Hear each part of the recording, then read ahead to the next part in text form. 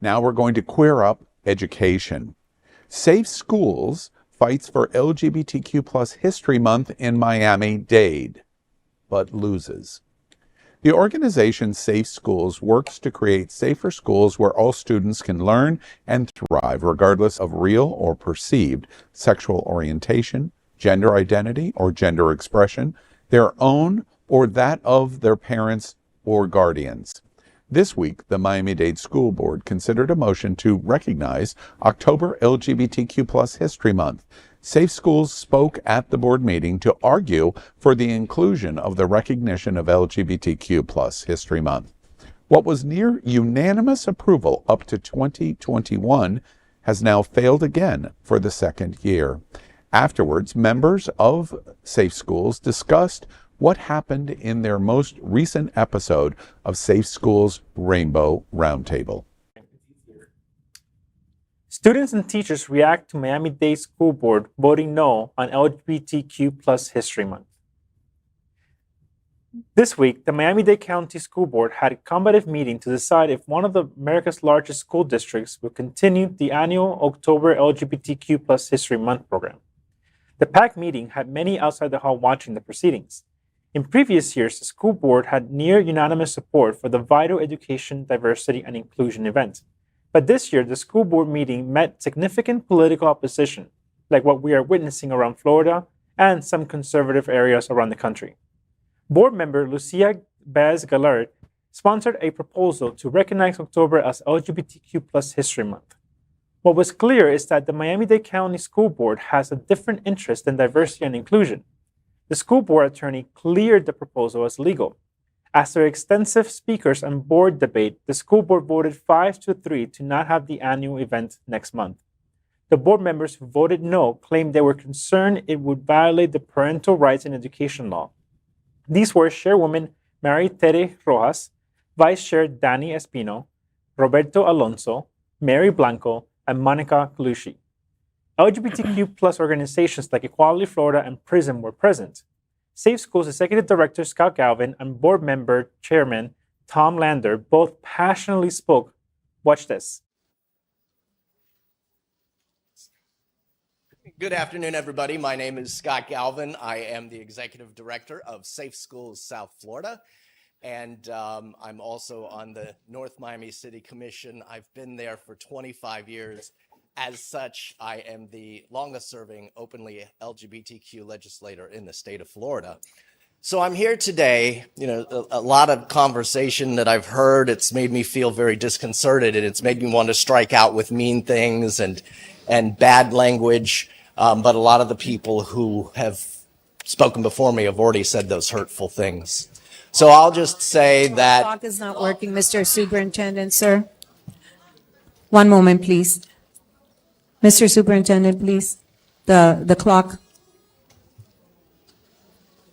It's on. All right, go ahead. The clock is running, though, yes, because the youth that I'm going to step aside for to let them speak and cede my time to, they are gay, and they're still going to be here even after we leave this room. This item is to talk about contributions of LGBTQ people in history. We can't erase what they've done. You can't erase what my generation has done and stood for. You will not erase our students. Please find it in your conscience to vote yes on H11. Thank you. The law requires teachers to teach the Florida state standard curriculum. They might have changed the name. That's required. That is the curriculum that teachers teach during every month. Honest teachers teach hard history, brave literature, excellent drama, great science. But my question is, some teachers are afraid to do that today, and some are leaving the classroom. But what happens when a student then chooses a topic to give a PowerPoint on? What if they decide to write an essay that gets read to the class? What if they do a public speech will they be chastised now by their teachers that that's inappropriate even during this month? What do we do with the life of James Baldwin, the author? Because you can't understand his writing without knowing who he is. Or Alvin Ailey, choreographer. Barbara Jordan, the first African-American elected to Texas Congress from her state. Alan Turing, the computer scientist. King James, who got the Bible written. Pretty well known that he also had an alternative lifestyle. Sir Francis Bacon, scientific method. Leonardo da Vinci lived as an openly gay man. Astronaut Sally Ride. In government, do we talk about the civil rights laws? Do we teach true African American history? Or do we do falsehoods and try to play both sides? In psychology, and what I grew up thinking that I had a mental problem, because it wasn't until 1973, the year I graduated, that homosexuality was not considered a mental illness. What are we teaching our students? I'm not mentally ill. I am crazy. Everybody can certify that. But I taught for 40 years. I showed love to my students, and I spoke truth to power. Thank you. Thank you very much. Our next speaker. At Safe Schools, we are so proud of the leadership that we have, and the fact that both Scott and Tom really spoke their heart out and spoke truth to power is something that is not only incredible, but that I know many, many other queer kids around Miami-Dade County and those that are following this around the world are really paying attention to right now. So let me give you some context. So this is I believe, the second time they have voted this down. They voted it down last year as well. The previous year, it did pass. However, the difference here is the change in makeup when it comes to the politicians who sit on the school board. You may remember the makeup changed drastically after the last election, where the governor endorsed two of the current school board members that are now sitting there, Right. and two additional ones he appointed because of vacancies on the board, which means that you have 4 solid conservative members on the school board, and then 4 typically liberal-leaning school board members. So the thought was that this time around, maybe we could see the chair, Maritere Rojas, swing one way or the other. She chose once again to swing to the more conservative side. As you know, she is related to Congressman Carlos Jimenez, for those who don't know out there. So there is that alliance there, if you will, if you want to argue in terms of politics. Yeah, and she made a whole speech of that voting no does not mean that she's voting or they're voting against LGBTQ plus people. But the truth is that yes, it doesn't mean that, but it does mean that for the kids that are looking at you, for the future generations that will look back at this time and be like, what were you voting for?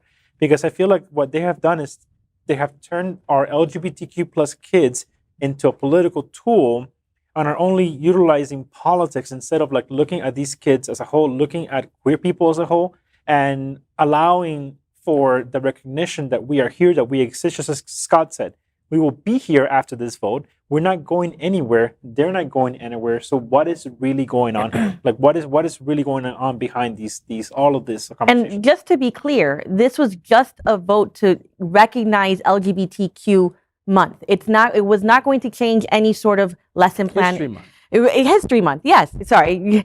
It wasn't going to change any sort of lesson plan. Teachers were not going to be told to switch out anything that they had already previously said they were going to teach. It was only to recognize gay people exist, they will continue to exist, and they have existed, and we should recognize it. Yeah. So the misinformation that came in, that a lot of people went into this meeting spewing, really influenced, and it's unfortunate that the chairwoman couldn't, it's not a vote against it, but you're basically telling your high school, your students that are gay in your district that, I don't want to recognize that you're there, you exist. There's 2 things. One, the school board used to approve it, yes. What teaching about LGBTQ History Month was, they put out a memo saying these are 30 LGBTQ queer heroes, and you do what you want with them. You ignore it, or you incorporate it in your classroom, or you put it school-wide. You do something. That was it. It wasn't like we're going to stop what we're doing and we're going to teach about gay history and gay this. So it's like this person. It's just the same thing we do with Latin American history, or Hispanic history, and African American history. We highlight people who belong to that community, and that was it. That was all that was done. As a teacher, we get the list and we could just put it up there, and that would be all you have to do. Just put it up on your board. And if you wanted to do a research paper, extra credit, or something, you could do that. The second thing is, by voting no, you can't be an ally and vote against the community. Right. So yes, she may say that voting no doesn't mean we don't support, but that's exactly what it is. Yeah. If you are voting against us, you're hurting your students, you're hurting our kids, you're hurting our community. And so that logic of, it doesn't mean that I don't accept you. No, that's exactly what it means. Yeah, they're just trying to still seem approachable by those. It's like a vote. Right. Like you're just trying to seem as neutral as possible, but really, like, your actions are showing your true colors. And so it's like, if that's how it is, might as well just, like, Just say it. just say it. Yeah. Let's address the elephant in the room. Like, you really don't care. And you can't keep saying that I do care, but I just can't support you. It's like, then you don't care. Yeah, you don't care. Yeah. Then you don't really care. What I found very problematic about that school board meeting was the amount of Christian rhetoric that was shown, and I have a hard time saying Christian rhetoric because I myself, I'm a Christian, I'm a pastor, and that's not me. That's not who I am. That's not the church that I have and the church that I belong to. And I know many other Christians that don't feel that way. But these people came up there, started talking about Jesus, the Bible. I mean, some guy even started talking about Sodom and Gomorrah, and I'm like, these are just biblically illiterate people that are hiding behind the Bible to push their hatred, to push their own false beliefs, and it's just it was very disheartening to see that happen, and the fact that the people that were against this were all spouting some crazy Christian belief. They were all spouting some part of the Bible. They were all talking about Jesus. They were talking about the country and freedom and Jesus and guns and Jesus and all these other things and Jesus. And I'm like, Jesus would not have been here voting for these things right now. And the other thing that baffles me is that they talk about how introducing just this month to recognize is indoctrinating our kids and teaching our kids. And if you talk to your kids about being gay, that means they're going to be gay, like all this. And yet they're trying to put PragerU in our school system, in our school, like being taught to our kids. Are you seriously telling me that the ultra right-wing PragerU is not going to indoctrinate our kids when they're minimizing things such as slavery? And, so like if we really want to talk about indoctrination, it's coming from them. It's not coming from us. Yes, we just want to recognize gay people exist, and they're going to continue to exist. I didn't have gay history, and guess what? I'm gay. Yeah. Shocking. They just disappear. We're not talking about it. And when you read signs, they had this huge sign outside that says, when it's time to bring the Bible and prayer back into the schools, it's like, that is indoctrination. You are literally indoctrinating kids by bringing your form of Christianity, your flavor of Christianity, your specific way of being Christian into the schools. Where it doesn't belong. Because we have many faiths represented in our public schools, so why are we pushing one faith? Right. Yeah. Why do you get to say, oh, my faith is better than the Muslim faith, the Jewish faith, the Buddhist faith, the atheist? Why do you get such a big voice? Well, No. because most of those parents or the adults that are, again, older generation, come from a conservative background. So they're literally trying to put in as much laws and like legislations and all these rules and regulations because they're realizing that the younger generation, my generation, everyone like younger than I am, they're a lot more accepting. They don't care. They see two people together that are the same sex and they're like, okay, like you love each other. That's great. They don't, it doesn't bother them. And so they can't fathom that society is turning its page. We're going to a more open, inclusive route. And so that scares them because they are not open and inclusive. And that would require them to then like realize, do a lot of self-realization of like, oh wow, there's a lot of problems that I personally have with these people. And then guess what? The thing is that if you can't acknowledge that and you're doing all these things to hurt a specific group of people, and the more you do this, again, using the Bible as a cover story, basically, just to put like, you know, hateful rhetoric out into the public. And then the thing is that then they say like, oh, but, you know, I support you, but I can't, you know, vote for you. Right. So then it's like, you just don't want to be the bad guy. And you don't want to realize that your actions are hurting a lot more people. And then people don't want to be around you. Yeah. And you're isolating yourself and they don't want that. Yeah. Like I think about it as a parent, and like if my child were to be gay, like I'm like, it's inconceivable to me that I would ever look at them any differently.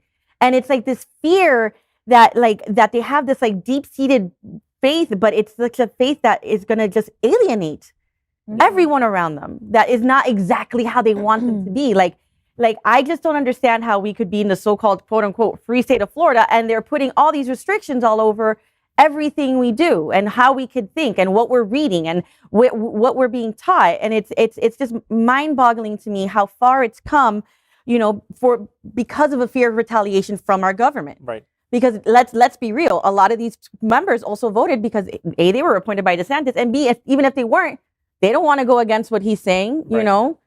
So, you know, it's really sad to see how it's gone because it was passed 2 years ago. So it's just a phenomenon that's happened just so recently where we should be more accepting, and we're becoming less and less accepting as time goes on. Yeah, Florida has become a freer state for the few, and not for the many. And you talked about, you know, our public schools representing many faith and many walks of life, but it's not even the fact that those children represent that rainbow of humanity. It's also our taxpayer, like our taxes pay for the system, and to see one group of people trying to not just take it, but then wanting to take our money and fund private schools. It's like you can't have it both ways. Either you leave the public school system alone and you go to your private schools with our money, or you go to your own private schools. If you can afford it, sorry, too bad. That's not my problem. I don't know. The new law that parents get to choose where their kids go. Well, you know, and then the money follows the kids. So the money that used to go to public school now goes with the kid to wherever. And if the kid goes to private school, then that's kind of where the money goes. And the idea that it's, you know, parents' rights and parents, well, what about your right as a parent to have your kid learn the history that you want and the lessons that you want? Why do you get excluded? Yeah, that's exactly the point where, you know, my husband and I talk about this, where, you know, why are they deciding what my kid gets taught? Like, where did this power play come from where they're taking over and they're deciding what my kid, and then not only that, I'm willing to bet money that a lot of them don't even have kids in public schools. They pulled them out and put them in private schools, and they're just going there to make a stink and say all these things to fearmonger, and that affects my kid because I'm a very big supporter of public schools. My kids are in public schools. They will continue to be in public schools because I believe in the public school system, and I just see it being eroded slowly by these parents that have amassed this power, and in that power they just want to be bigoted and they just want to control, and there's nothing moral about their desire to control everything our kids get taught. To me, it's actually infuriating to me to see like how much power they've amassed and how much, you know, there's nothing free about their radical interpretation of what morality and freedom is, because it's not freedom for me. It's not freedom for any of you. It's not freedom for my kids when they're being chained to being taught eventually maybe a PragerU, which, you know, God, if I ever find out that my kids get PragerU, I'm going to raise hell, because that's where, you know, I kind of I have to draw the line as a parent and, you know, use my voice as a parent, and as scary as it can be, because to be what's sadly a minority voice to help the majority of the people who support the LGBTQ community, it's, you know, it's scary to put yourself out there because there's so much pushback and so much vitriol and so much like fear mongering and intimidation that it's like, but if you don't do it, who's going to do it? If I don't speak up for my kids and I don't speak up for their education, who is? Yeah. You know? No, yeah. I think also like you have people, again, we're at a point like history where we can't just have like someone be of two different parties just have a conversation. It becomes violent. It becomes threats. Then it's like because you are for, gay rights, then and you try to speak out, like as a parent speaking out. And if you don't have enough people backing you up, like you'll get singled out and you'll get death threats. You'll have people like do horrible things to you. And like that's just, it's a terrifying notion because it's like, where did the humanity go in people? Like how did we get to this point that because we don't see eye to eye, it's now violence, it's now threats, it's like basically demoralizing another person. And it's like, as an adult, that's already hard enough. Could you imagine kids that are comfortable with, their sexuality and that, they know like I'm gay, and you have adults who will see that and be so threatened by a child and we just need to do more of what Safe Schools motto is, which is teaching respect for all. But I also think this all highlights the importance of local elections. And I think oftentimes, repetitively, we sort of overlook rather, the importance that they play. It's not just about electing presidents, but about electing school board members, state house members, and people that you think, whether you're on the left or the right, that you agree with on what their politics should be. We forget that often. We do. It makes a huge difference. Your city council member makes probably more of a difference in your daily life that the president does. Yeah, Absolutely. True. And as teachers, I think it's important that we teach our students how important their vote is, especially because these are kids who are graduating high school, and some of them are scared to vote because they don't even know how to do it, because it's their first time. But going back to LGBT, the History Month, it's sad because a lot of kids that are LGBTQ plus think they're being erased too, because I see it at school, Yeah, these kids are who had a voice are being shut down. They don't feel part of the system, part of the society, just because I don't matter anymore. Can I discuss about it? Can we not discuss about it? And then how do teachers navigate that? As a teacher, it's hard. As a gay teacher, it's hard because I want to be someone my kids can see as an example of, oh wow, he's there. I'm just teaching. I'm just doing my job. But I want them to know that there's representation. Representation matters. But as a teacher, can I cover these things? Can I not cover things? What's gonna, is someone going to complain? Is someone going to complain? And what will that mean for me as a teacher? Right. And it's so vague out there that it's scary. I agree with Frank too, because sometimes, you're just being yourself and you might say something and you're like, there's 30 kids in your class. There might be one that it bothered them and you can get in trouble for whatever you said. It's like that one mom in Hialeah that got like a bunch of books banned. I think it was in Hialeah Miami Lakes High School. And it wasn't that she had read the books. She just was literally copy pasting what Moms of Liberty was saying about these books. No ability to discern the information, to look, to seek out, no curiosity to see, wait a minute, this book doesn't seem, none of that. It was just like straight up like injecting them with the indoctrination and then just copying, pasting what they were saying. And it's very scary because especially in your profession where you could have just 29 kids that are totally okay with everything you're saying, but you have that one and they go to their parents. And then those are the parents that come and complain. And then that's where they're hearing at home. Exactly. So it's very scary, for you guys. And I feel for you, honestly, because you're extremely brave to be putting your faces and voices and making sure that kids know that they have you guys. It's difficult. And I do appreciate that. I know that at least as my kids are growing up, they're going to have teachers like you guys. Thank you. Yes. Mm-hmm. And I love that you're such a supportive parent. Like you kind of remind me of my sister. And that sense, because my niece and nephew, one is 6, the other one's 9. And it's funny because my sister told me and my nephew was like, do you guys know Weezer, the band? Yeah. There's a song that it mentions the word lesbian. And then he's like, Mom, what's a lesbian? So she's like, let me just tell him, my way, because he's just turned 9. instead of him having to look up what the word is. Exactly. You know, it's just two people. But that's how it begins at home. You know, when they have those questions, you answer it honestly, so they don't feel the need, you know, to seek it out elsewhere. That they have a trusted parent that they can ask these questions. Imagine to. if he Googles it. Yeah, Exactly. That's what she's like. I'm going to tell him right now. Right now. You know, she just talked about love. You know, like a boy and a boy can, you know, they can love a girl and a girl. Part of my issue with what happened at the school board was that a lot of the people who spoke are not even from the city.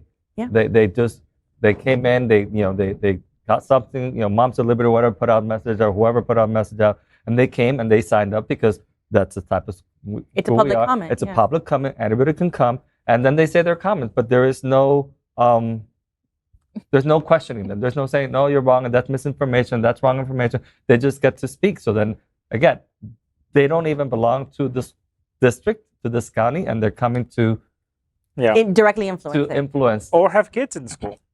Yeah. Yeah. Media literacy. There you go.